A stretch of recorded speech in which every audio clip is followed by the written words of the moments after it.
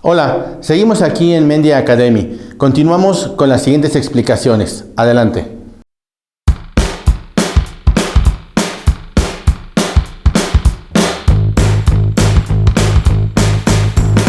Bien, siguiente pregunta. Dice, el continente europeo cuenta con diferentes climas.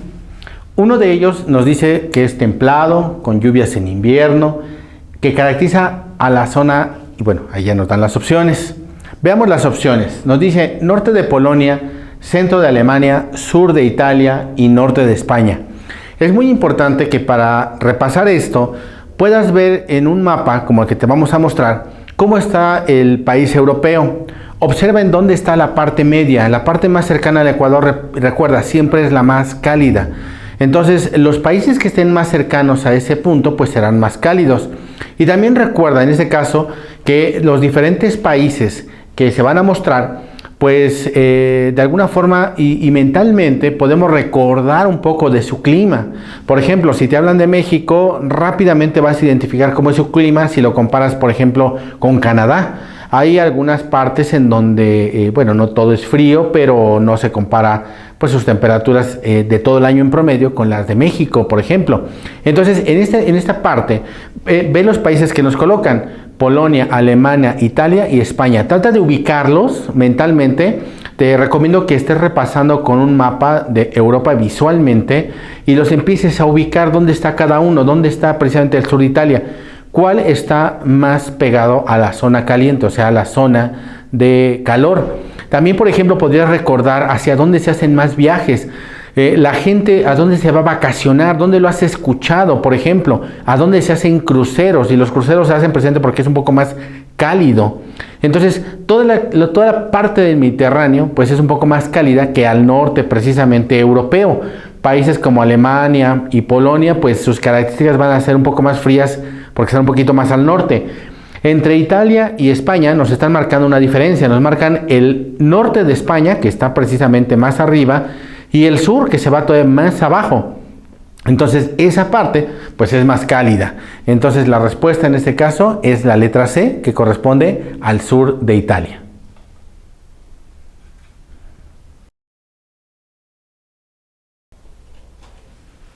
Bien, seguimos con la pregunta. Dice, selecciona las características económicas de los países conocidos como semiperiféricos. Bueno, ¿cuáles son estos países semiperiféricos? Recuerda, tenemos que identificar a los países inicialmente, como hablan de parte económica, cuáles son los más poderosos, cuáles son los que tienen la riqueza o que generan mayor producción. Por ejemplo, tenemos el caso de los países más poderosos con la relación hacia el nombre de G8. Tenemos, por ejemplo, también el grupo conocido como OCDE. En fin, hay varias formas que podemos recordarlo, pero, por ejemplo, en tu caso, también podríamos utilizar el recordatorio mental. ¿Qué países son más poderosos? Tenemos Canadá, Estados Unidos en América. Puedes irte hacia Europa y recordar países como Francia, Alemania. Tenemos Inglaterra, Italia. Nos vamos un poco más hacia el sur y tenemos otros países como Corea, Japón. Y hay otros que han surgido muy, muy fuerte. El caso, por ejemplo, de China. A todo este grupo de poder hay quienes les surten diferentes cosas para dar soporte, y a esos países les sirven estos semiperiféricos porque muchas ocasiones es más económico, es más rápido, hay espacios, en fin, se cumplen varias características para que la producción pues sea más atractiva en cuanto a costos. Entonces, estos países se encargan de recibir inversiones y te vas a dar cuenta porque en esos países se identifican grupos o zonas de alto desarrollo, pero apenas recorres unos pasos, unos metros, unos kilómetros, y hay zonas de alta marginación, por ejemplo. También se caracterizan esos países semiperiféricos porque envían pues recursos propiamente naturales, como puede ser madera, puede ser agua, puede ser petróleo, en fin, minerales, lo que ellos tengan para que se procesen en otro lado, nada más son extracciones.